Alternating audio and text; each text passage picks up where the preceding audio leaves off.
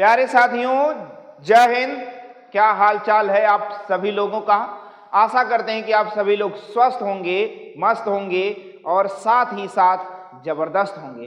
प्यारे साथियों, आज इस वीडियो में हम सभी लोग रेलवे ग्रुप डी परीक्षा 18/8/2022 को और 6/10/2022 को हुए पेपर से गणित के कुछ महत्वपूर्ण प्रश्न को हल करने वाले। और प्रीवियस ईयर का पेपर आपको डेली बाय डेली देखते रहना है, उससे संबंधित प्रश्नों को हल करते हुए चलना है, क्योंकि आपकी परीक्षा जब भी होगी तो इन्हीं पेपरों के आधार पर यानी गणित का प्रश्न पूछा जाएगा। तो चलते हैं आज के इस वीडियो का पहला प्रश्न देखते हैं क्या कहता है, समझिए। देखिए, पहला प्रश्न कहता है कि 10 सेंटीमीटर व्यास वाला कहता है कि 10 सेंटीमीटर व्यास वाले एक बेलन का संपूर्ण पृष्ठीय क्षेत्रफल यानी टोटल सरफेस एरिया 330 वर्ग सेंटीमीटर है। 330 वर्ग सेंटीमीटर स्क्वायर है। और कह रहा बेलन की ऊंचाई ज्ञात करो। बेलन आपको पता है, बेलन ऐसा होता है, बेलन आप ड्रम देख लो या कोई बेलनाकार पाइप देख लो, यहां बेलन कुआं देख लो, ये सभी बेलन के आकार का होता है। और टोटल सरफेस एरिया 330 दिया है। कह रहा कि इसकी ऊंचाई ज्ञात करो, यानी इस लंबाई का मान बताना है जो ऊंचाई के रूप में है। अब टोटल सरफेस एरिया बेलन का सूत्र आपको बताना है, तो बेलन का आयतन का सूत्र सबसे पहले बता दो क्या होता है, पाई आर स्क्वायर, एच होता है। बेलन का सरफेस एरिया बराबर होता है 2 पाई आर एच होता है। बेलन का संपूर्ण पृष्ठ यानी टी ऐसे टोटल सरफेस एरिया होता है 2 पाई आर एच प्लस में आर। यह तीन सूत्र आपको याद रखने। टोटल सरफेस एरिया होता है 2 पाई आर एच प्लस में आर होता है, और बराबर कितने के रखा जा सकता है, 330 के। क्या ये बातें समझ में आ गई।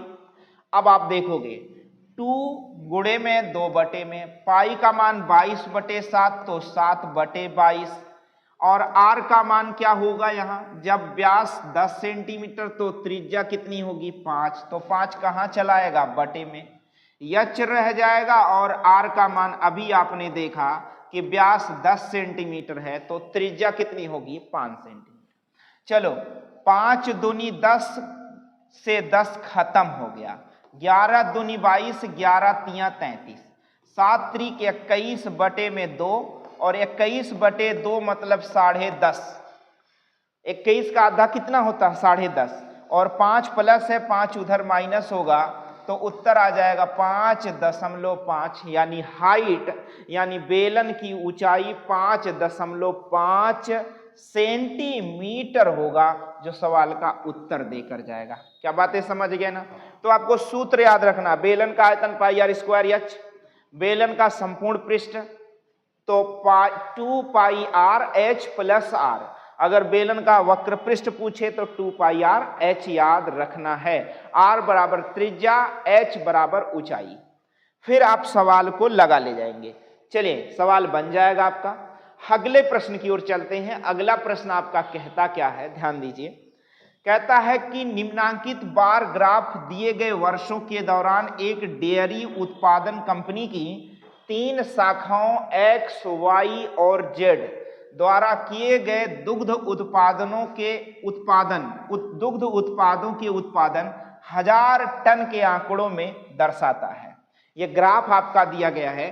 कह रहा ग्राफ का अध्ययन कीजिए और उसके आधार पर पूछे गए प्रश्न का उत्तर दीजिए। यह आपके पास एक ग्राफ दिया गया है और कह रहा है कि दिए गए 4 वर्षों के लिए डेयरी उत्पाद कंपनी की किन शाखाओं का औसत उत्पादन न्यूनतम है। कौन सी शाखा है जिसका उत्पादन न्यूनतम है, ये आपको बताना है। तो देखो पहला वाला क्या है, x है, दूसरा y है, तीसरा z है। ऐसे ये भी x y z ऐसे दिया गया। किसका उत्पादन या किसका उत्पादन न्यूनतम है, इसको तो आपको जोड़ना पड़ेगा। चलो यक्ष के बारे में जोड़ते हैं। तो यक्ष पहला वाला है 40, 40, 45, 55 और क्या है 50। क्या क्या हो जाएगा भैया, देखो यहाँ 50 लिखा है, 50, 45, 50, 45, 55 और 50 और क्या है भैया 55 और 50 जोड़ लो। चलो जोड़ लिए, 5 5 10 के सुन, 5 5 10, 5 15, 15 और 15 5 20। समझ गए कि नहीं? देखो यहाँ 50 है आंकड़ा, 45 है, फिर 55 है, फिर कितना आंकड़ा 50 है। ठीक है, अब फिर देखो ये x का आया, y का आप जोड़ोगे तो y का देखो दूसरा नंबर पर 35 45, 35 45, फिर 45, फिर 55। तो भैया 5 5 10, 5 15, 5 20, सुन हासिल आए 2, 5 और हासिल 1, हासिल 1, 5 5 10, 5 15, 3 18 यानी 180 आंकड़ा। y के बाद आता है z का नंबर। z देखो जरा 45 है, फिर कितना है 40 है, फिर देखो कितना है 40 है, फिर कितना है 60। देखो 5 6 4 10, 4 14, 14 4 18, 18 185। इसका उत्पादन 200,000 टन है, इसका 180,000 टन है, इसका 185,000 टन है। किसका उत्पादन न्यूनतम है और औसत में बताना है, तो यही सवाल का उत्तर हो जाएगा। आप औसत निकालने मत बैठना कि चलो 4 से भाग भी करते रहें। भाग देने में जो संख्या बड़ी उसका औसत ज्यादा आएगा, जो संख्या छोटी उसका औसत कम आएगा। तो जो संख्या छोटी है वही सवाल का उत्तर दे देते हैं। क्या मतलब है 4 से भाग देना? औसत कहने का मतलब है कि 4 से भाग करके भी चेक करो तो हम सीधे सवाल का उत्तर देंगे। बाकी देख जाएंगे, अगर दिख जाएगा तो समझ में आ गया तो डायरेक्ट लगा लेंगे, वरना ऐसे। चलो अगले प्रश्न की ओर चलते हैं। अगला प्रश्न आपका कहता है कि यह समीकरण एक दिया गया है और इसके मूल आपको ज्ञात करने हैं। इसके मूल ज्ञात करने हैं तो जरा मूल देखिए क्या है। यहाँ 6p² माइनस 5p माइनस 6 बराबर 0। यहाँ देखो 6p² रहने दिया जाए, यहाँ माइनस 6 बराबर में 0। यहाँ 6 का 36 यानी 9 चौक 36 कर सकते हैं। 9p और माइनस में ऐसे 9 माइनस में और 4 प्लस में, तो 9 चौक 36 और 9 माइनस 4 बराबर 5 होता है। ठीक है ना, बात समझ गए। अब देखो यहां से कॉमन ले लेते हैं, 3p कॉमन ले लेते हैं इस पद में से, तो यहाँ बचेगा 2p और 3 कॉमन हुआ तो बचा 3, 3 त्रिका 9 और p चला गया है तो p गायब हो जाएगा। चलो यहाँ से 2 कॉमन ले लेते हैं, तो 2 दूनी 4, 2p और 2 कॉमन हुआ तो बचा क्या 3। अब दोनों पदों में 2p माइनस 3 कॉमन हो गया, शेष जो बच जाएगा 3p प्लस में 2, ये अगले ब्रैकेट में रह जाएगा। अब इसके मूल ज्ञात करने हैं तो मूल यहां से सेट करते हैं। 2p माइनस 3 बराबर 0, तो 2p बराबर 3 और 2 गुणे में तो 2 बटे में, यानी p का मान आ गया 3/2, एक मूल हो गया। दूसरा मूल यहीं से निकालना है, 3p प्लस में 2 बराबर 0, तो 3p बराबर में -2 और 3 गुणे में तो 3 बटे में। अतः p के 2 मान आएंगे -2/3 और 1 3/2। ये कहां पर ऑप्शन में है, वही सवाल का उत्तर माइनस वाला 2/3, यानी ये वाला दूसरे नंबर पर सवाल का उत्तर हो जाएगा। समझ में आया कैसे लगा गया? तो जब आप सवाल लगाएंगे तो स्पीड से लगाएंगे, जब अभ्यास हो जाएगा और तेजी से लगाकर सवाल का उत्तर भी दे ले जाएंगे। चलिए अगले प्रश्न की ओर चलते हैं। यह देखो कितना अच्छा सवाल बार बार देता है अलजेब्रा में, बीजगणित में कह सकते हैं आप। देखो यदि d², क्या कहता है, d² प्लस 1/d का होल स्क्वायर बराबर 18 है। चूंकि d 1/d से बड़ा है, कोई बात नहीं। अब ऐसे में कह रहा कि d3 और -1/d3 का मान ज्ञात करो। तो इसके लिए ट्रिक भी होता है कि देखो यहां पर माइनस वाला सूत्र है, यहां प्लस वाला। इसे माइनस बनाने के लिए दोनों तरफ -2 करो। मैं बेसिक पहले आपको समझाता हूं। d² प्लस 1/d² -2 इधर और 18 -2 इधर, दोनों तरफ -2 कर दिए कि नहीं। अगर ये बताओ d से गुणा और d से भाग कर दे तो कोई प्रभाव पड़ेगा? नहीं पड़ेगा, क्योंकि d से d कट जाएगा। अब बताओ, पहले पद का वर्ग धन दूसरे पद का वर्ग -2 गुना पहला पद गुणे दूसरा पद है कि नहीं है। तो इसलिए d -1/d का होल स्क्वायर बराबर पहला पद धन दूसरा पद माइनस 2 गुना पहला पद गुणे दूसरा पद, यही तो सूत्र है। अब देखो यहाँ क्या आ गया 16, वर्ग का उल्टा वर्गमूल, और यहाँ क्या आ गया 4, और देखो यहाँ आ गया क्या d-1/d, ये बराबर किसके आ गया 4 के। अगर इन्हीं में दोनों पदों का घन कर दिया जाए, दोनों पदों का घन कर दिया जाए तो देखो क्या आएगा। यहाँ चलो मैं आपको समझाता हूं, दोनों पदों का घन करने पर d-1/d, d-1/d बराबर 4 है। दोनों पक्षों का क्या कर दिया जाए, घन कर दिया जाए। दोनों पक्षों का क्या कर दिया जाए, घन। तो जब दोनों पक्षों का आप घन कर दोगे तो पहले की 3 घात माइनस दूसरे की 3 घात माइनस 3 गुना पहला पद गुणे दूसरा पद इन ब्रैकेट पहला पद माइनस दूसरा पद, और बराबर में क्या है 4 चौक 16 चौका 64, कि 4 की 3 घात भी करना हमें है। अब आप देखेंगे कि यहाँ d की 3 घात माइनस 1/d की 3 घात और माइनस ये कट गया, और इसका मतलब 4 तियां 12 हो गया, और 64 के पास प्लस में क्या हो जाएगा 12, 64 प्लस 12 हो जाएगा। अब आप देखोगे तो 64 प्लस 12 4 2 6 और 6 1 7, 76 सवाल का उत्तर हो जाएगा। यानी इस प्रश्न का उत्तर क्या आ जाएगा 76 आ जाएगा। हल करने पर 76 उत्तर पा जाएंगे। अब इस सवाल को आप कितने अच्छे से अभ्यास किए हैं, कितना तेजी से लगा पाएंगे, ये आपके ऊपर है। बात समझ में आ जाएगा ना। जैसे अब यही हमें d-1/d का मान ज्ञात करना है, तो इसमें 2 घटाकर वर्गमूल निकाल लेंगे, 2 घटाकर वर्गमूल निकाल लेंगे, सीधे आ जाएगा d-1/d, और इसी का वर्ग घन कर देंगे तो सवाल को उत्तर पा जाएंगे। ठीक है, अभ्यास के ऊपर है, अभ्यास के ऊपर है। तो स्क्रीनशॉट ले लेंगे, स्क्रीनशॉट लेना लगा ले, फिर आगे बढ़ते हैं हम सभी लोग।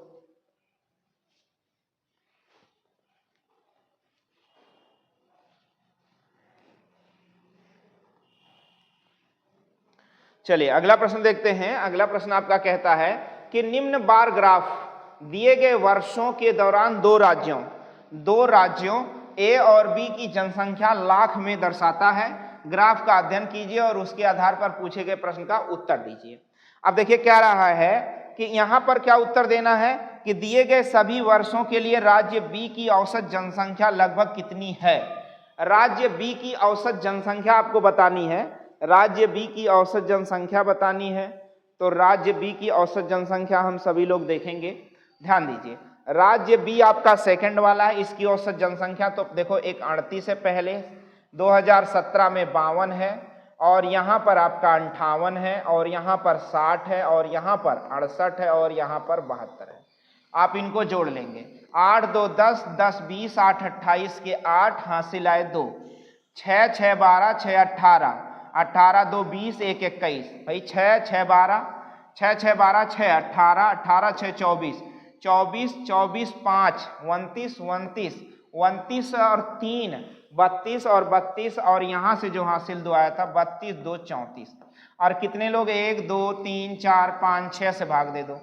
6 से भाग देने पर आप देखोगे तो 6 6 पंचे 30 4 34 6 8 48, यानी 58 लाख रुपया सवाल का उत्तर आ जाएगा। कितना लाख रुपया आ जाएगा, 58 लाख रुपया सवाल का उत्तर हो जाएगा। क्या बातें समझ में आ जाएंगी, 58 लाख रुपया सवाल का उत्तर हो जाएगा। ठीक है ना।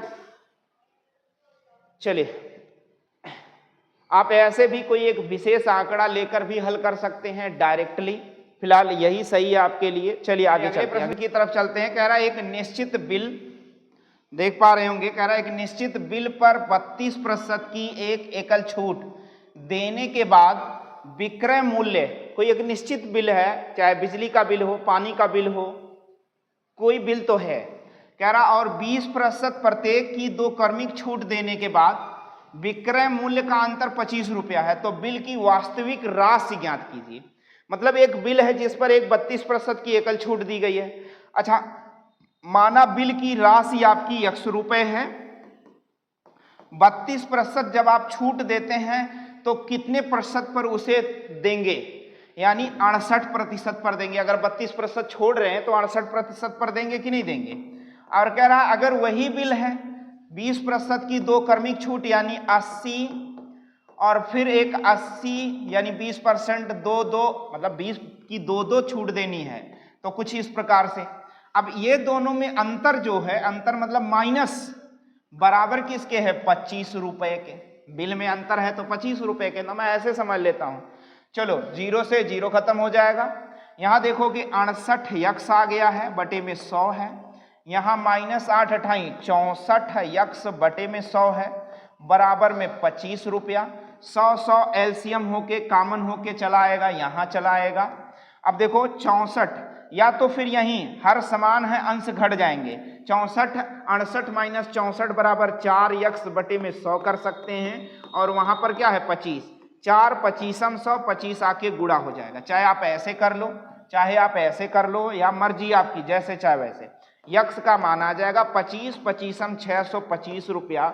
वह बिल की राशि है, यानी वह बिल कितने रुपए का है? जो आपका पानी का बिल है, बिजली का बिल है, वो 625 रुपए का है। बात समझ में आ जाएगा ना? ठीक है, चलते हैं अगले प्रश्न की ओर। नोट करेंगे, आप स्क्रीनशॉट लेंगे। अगला प्रश्न कह रहा है 200 भुजाओं वाला। अभी कल के वीडियो में इस टाइप का एक सवाल मैंने आपको समझाया था, बहुत आसान है, बार बार आपकी परीक्षा में पूछता है, तो आप घबराए ना बिल्कुल। कह रहा 200 भुजाओं वाली एक बहुभुज के अंतःकोणों का योगफल कितना होगा?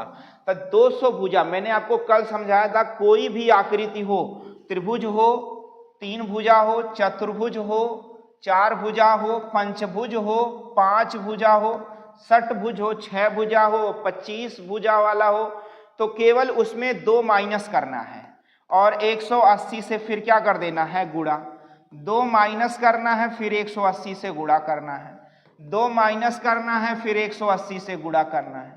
तो 200 भुजा है तो 200 भुजा में 2 माइनस करना है और फिर किससे गुणा करना है? 180 से गुणा। तो भैया 198 और गुणे में क्या आएगा? 180। बात समझ रहे ना? 198 क्या आएगा? 198, 198 गुणे में 180, 18 अट्ठे 144 के 4, हासिल है 14, 18 नवैया में 162, तो जुड़ेगा कितना आएगा? 4 2 6 और 6 1 7 और 1, 18 1 18, 18 17 कितना हो जाएगा? 35। अब 35,640 डिग्री, 35,640 अंश सवाल का उत्तर होगा कि उन सभी, मतलब उस बहुभुज के अंतःकोणों का योगफल बताना। बात समझ में आ जाएगा ना? तो चलिए, इस प्रकार से कोई भी सवाल हो तो आप लगा लीजिएगा, छोड़िएगा मत।